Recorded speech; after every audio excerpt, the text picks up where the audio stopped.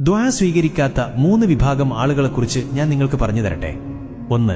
ദുആ ചെയ്യുമ്പോൾ ഹൃദയം അശ്രദ്ധയിലായിരിക്കുന്നവൻ. അതായത് ബന്ധമില്ല, കാരണം നിങ്ങളുടെ ഹൃദയം മറ്റെവിടെയോ ആണെന്നതിനാൽ ഒരു വികാരവുമില്ല. അല്ലാഹു ഒരു തത്തയെപ്പോലെ കാര്യങ്ങൾ പറയുന്നവൻ ഇഷ്ടപ്പെടുന്നില്ല. അവൻ നിങ്ങളുടെ ഹൃദയത്തെയും ആത്മാവിനെയും നിങ്ങളുടെ ദുആയിൽ ഉൾപ്പെടുത്താൻ ആഗ്രഹിക്കുന്നു.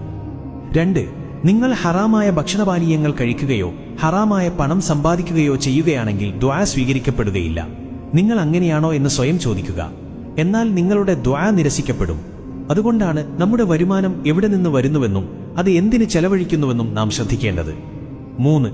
തിടുക്കത്തിലുള്ള ഒരാളുടെ ദുആയും അല്ലാഹു സ്വീകരിക്കില്ല.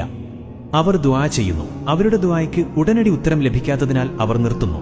ക്ഷമയോടെ ഇരിക്കാൻ പഠിക്കുക, കാരണം അല്ലാഹു നിങ്ങളുടെ ദുആയ്ക്ക് ഏറ്റവും നല്ല സമയത്ത് ഉത്തരം നൽകും.